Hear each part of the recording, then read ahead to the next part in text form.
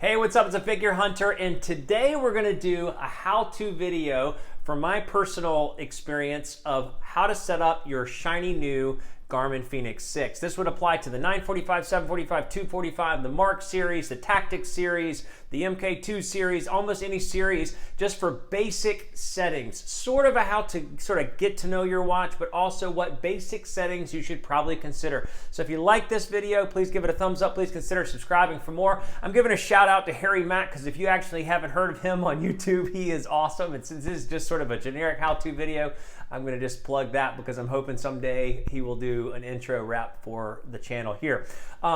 Big props to Watt Insight. So doing a lot of developing with them on the Watt Insight Apple Watch app that tracks your CrossFit workouts in a specific format, and it tracks your rounds per time and individual movements. Really, really cool stuff that they're doing, and they're developing a whole lot of stuff right now. So definitely check them out. I have the Apple Watch 7 in review right now. I have a lot of different other reviews coming out, so stay tuned for more. So what this is, we're just going to go through the settings. Now this watch is already set up, and I decided not to reset it before going through this with you because I don't want to lose some of the physiological metrics. So the body battery actually gets to know you over time. But we're going to look at just the simple setup on how I would work my way through the settings in setting up a brand new watch. And also we're going to do a how to set up a CrossFit workout profile so that you have a dedicated profile with some of the data tweaked when you go to do your first workouts if you are doing CrossFit workouts. So with that, let's dive in and then we'll come back together. Okay, so we're just going to dive in. This is going to be a little bit of a makeshift video. And we're just going to dive right into like going through different aspects of it. This is just the basic Fenix 6 watch. It's just the pro version, nothing fancy, nothing sort of special with sapphire or solar. This band, everybody asks, this is the Nick Manke Designs band. And I continually have tried different like Velcro bands, which are sort of a similar to the Enduro style band. But this band just feels like it's just hugging your wrist. So it is super comfortable. So I always want to give a shout out to Nick Manke and some of his work. He does real customized work. So to get to the main start of all of the things, you want to hold down the middle left button. That will take you to your main settings page, but also will take you to your primary sort of watch face change page, clocks page, which is your stopwatch, timer, and alarms, and history tab. So just FYI, you always hold down the middle left button if you want to get to this access point to be able to make any changes. Most simple thing. And then below that, you go into the settings. And there's a lot of settings you could look at here. So we're just going to sort of go line by line. First is the widgets. You turn the widget glances on or off. It basically means you'll have summarized little tiny information. If you turn it off, you'll have one big page dedicated to each widget. But I always go into edit. And the way you edit is you can change any one of these by when you're highlighted over it, you push the top button and that'll edit it, and you can move it around or just save it where it is. If you want to get to the add feature, I scroll up and it goes to the bottom of the list. And the two I always add are very specific. Body battery, because I think it's the best physiological metric you could possibly track. You can see all the different ones you can add, whatever is to your liking here, depending on your fitness, all those types of things. And I always add the sleep widget. And then you hit back here to go back to the back screen. This is always your back button. I always put, and then so you'll edit this because I want to put it in a certain order. I always put the body battery at the top because I want to see where that's at throughout the day. And then I always put the sleep widget at the bottom because I want to see first thing in the morning. And I'll show you how that looks when it's all set up. So you can, take away. So I usually go in and I, delete like the calendar. I put the weather up top, training status up top, and we'll talk about that in a second. And the weather widget, but I also remove things like calendar or steps because I just don't care about that sort of stuff. So gone through the widgets, now for the controls. So the controls is a screen that you get when you hold down the top left button. So you hold that down and it's got quick controls. And it comes preloaded with a set of controls, but I think there's a couple that I would personally think you should add. So you can always hold this down and get quickly to some of the basic settings, like if you just want to set an alarm. Now the alarm was also in that hold down the middle button thing.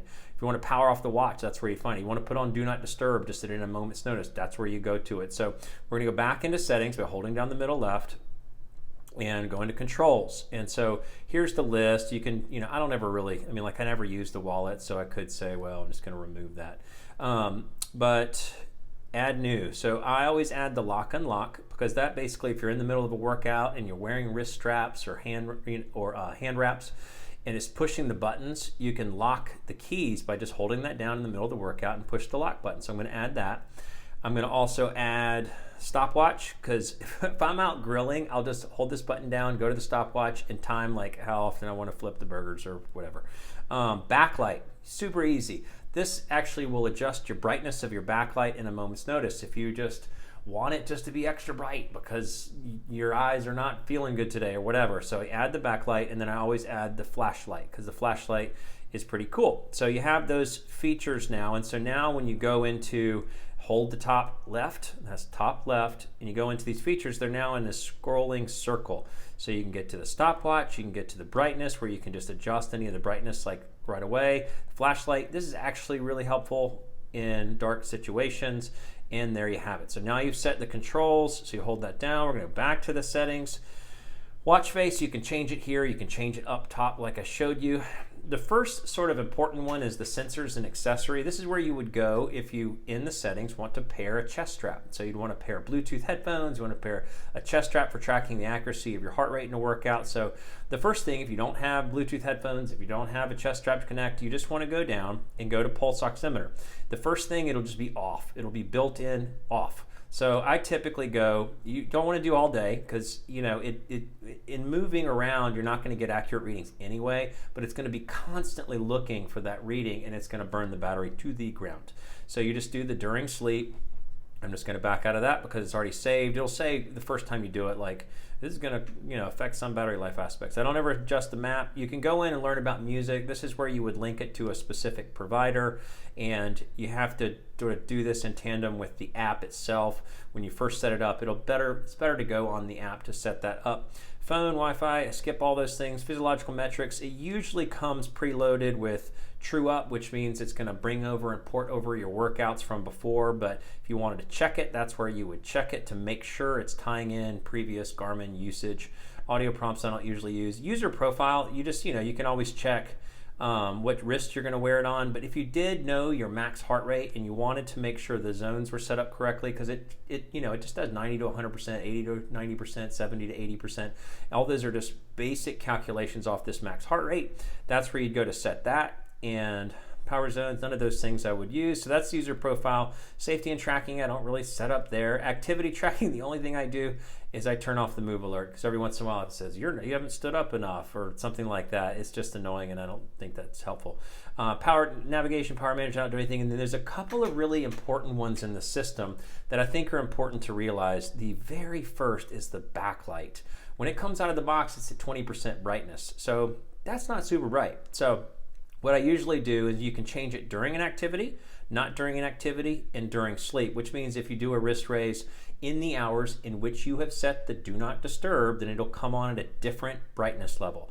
So during an activity, I tend to, and you can change some of these things. Keys will turn it on, alerts turn on. Gesture, I think, is off during activity. I just turn it to on. Timeout, 8 seconds, whatever. But brightness, I always set it to 60% brightness, because 20% is just too dim. You will notice, if you watch this video and you've been sporting a Fenix 6 and you just had it out of the box, it's going to get a lot better when you turn it brightness to 60% or 70%. Those aren't too burdensome on the battery. Not during activity. I think the gesture is again off, or it's on like a certain setting, or so you want to turn the gesture on, because you just want, whenever you do a wrist raise, which is a gesture, that the backlight comes on, so it just makes it more legible, and the brightness 60%. And then during sleep, you can turn the gesture off. I don't really care because it doesn't bother me. And then I set the brightness to 20%, which is just out of the box. So backlight, because 20% is just not nearly as bright and brilliant as it possibly could be. And again, this applies to the 945, the 745. This does not apply to the 245. So 745, 945, and all the Fenix 6 series and all the fancy watches above that. So the next, sounds, do not disturb. If you haven't set this, during sleep, haven't set this when you go to set up the watch initially, it'll be there. And then the other thing, it's not units, data recording.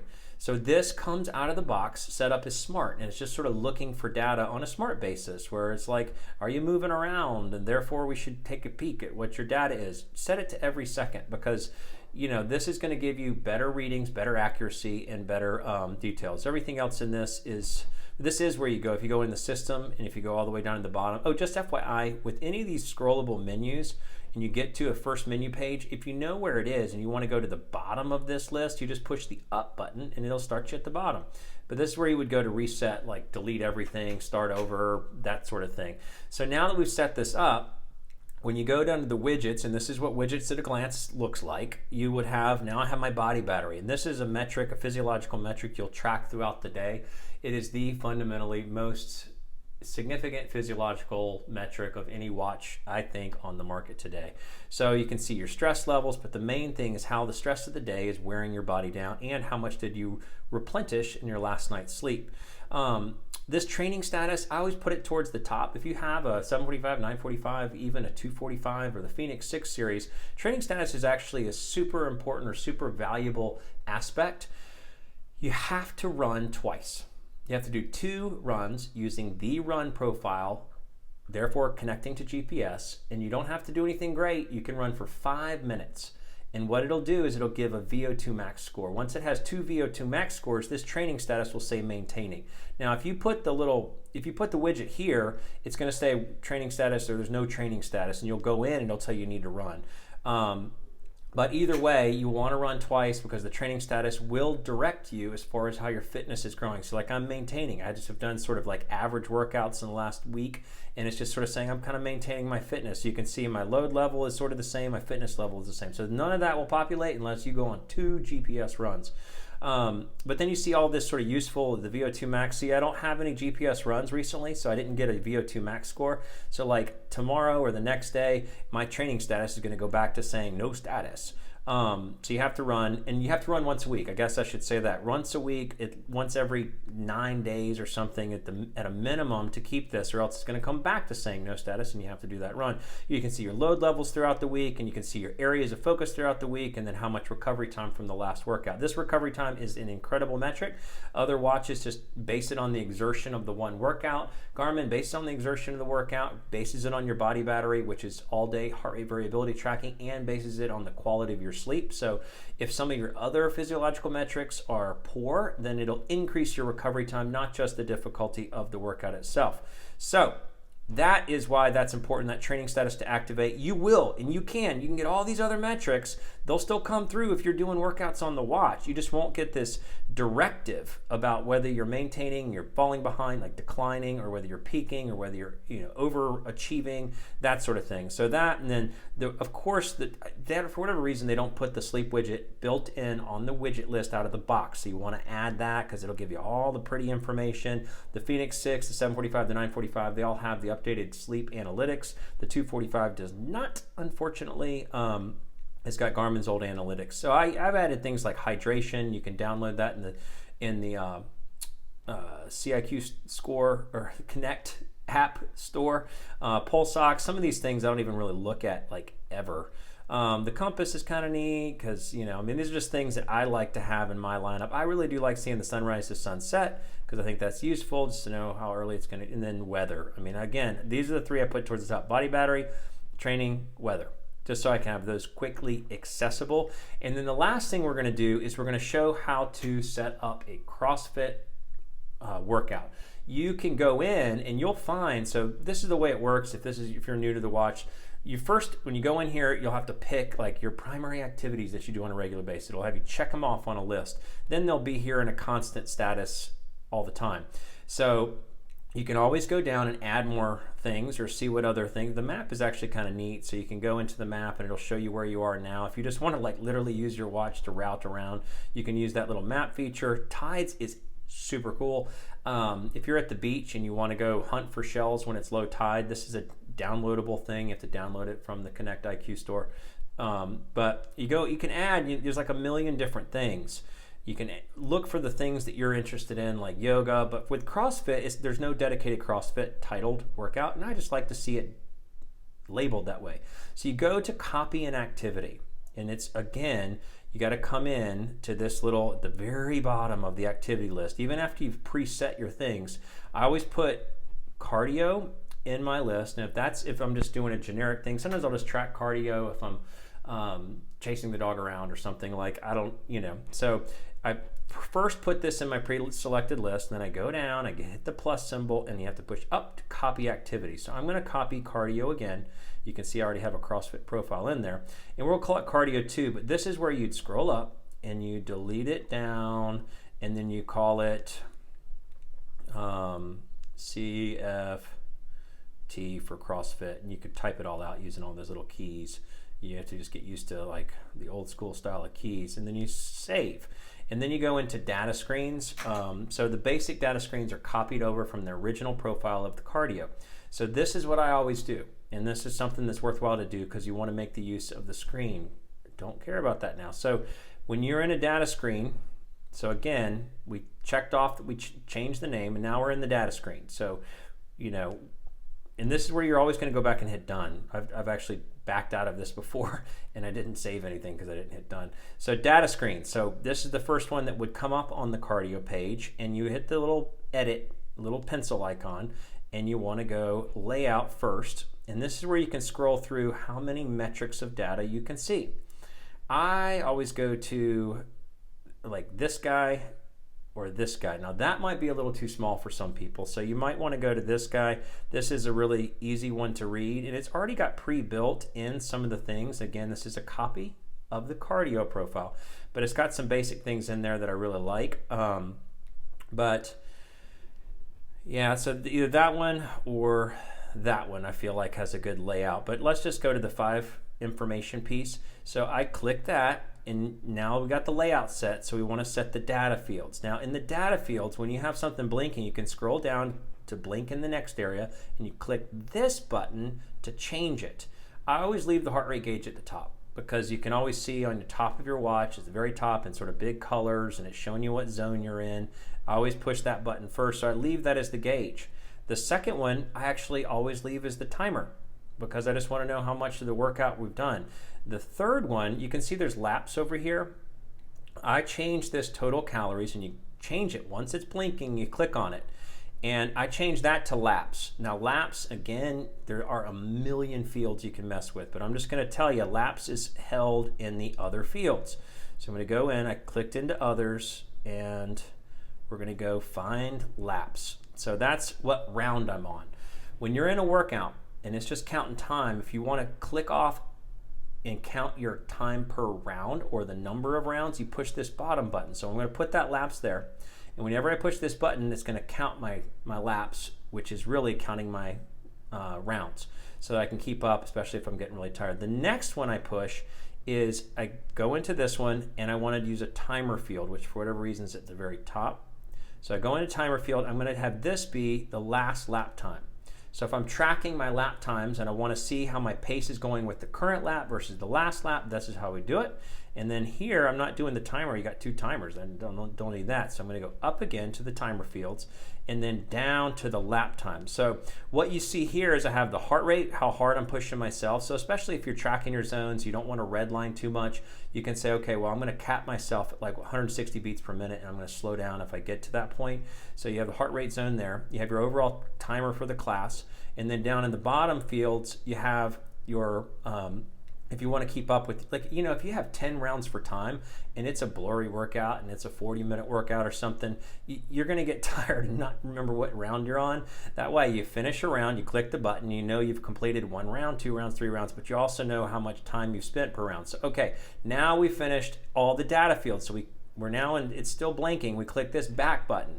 It's going back to the next. So, you can reorder it or remove it, reorder it with where it's going to come on the landing page. But we've done the main things. We changed the layout, we changed the data field. So now we're going to go back to the home edit page, and this is where you don't want to mess up. So you can also add fields. You can add, sometimes I'll just add like a heart rate gauge. This is just a big old heart rate gauge. So click that to confirm, and now you can see like where your heart rate's at any time. So if you're not really wanting to see all the little tiny data, you can go there. So now we've got the data field sort of laid out. We hit the back button one more time, and this is where you don't want to hit the back button again. So I don't ever change these things, except for the cardio is automatically going to have GPS off. So you could turn GPS on here, but again, for CrossFit, you really don't need it. So now that I've gotten that, you want to click done. So then I set it as a favorite. It's always going to ask that, and then I put it there. So now you would look like this because I've set the name. So I've built in some things. There's my laps, last lap time, current lap time, and then there's my big heart rate gauge. So that's what I always set. So that is the full kit and caboodle. I always add just a few things you think you'll do. You know, you could do the row indoor. It'll actually count your strokes per minute, and you could link it to whatever the standard rower is that we all use. But that is the setup. Again, if you want to quick change the watch face, you just hold this button down, you go into watch faces, and you can change it to any of the preset ones, or you can download your favorites from the Connect IQ store. And now you're off to the races. So there you have it. So it is sort of a, you know, laundry list of different things you might want to touch on. There are so many different features to the Garmin family of watches. They are definitely the most customizable, definitely the most expansive. So you kind of have to get familiar with what features, what data aspects, what parts of the watch you may use in your personal life. But I just wanted to give a shot. One of the subscribers just asked, how should I set it up now that I just got my brand new first Fenix? And I thought I would share just how I would set it up. So with that, it's Figure Hunter. Thanks so much for watching.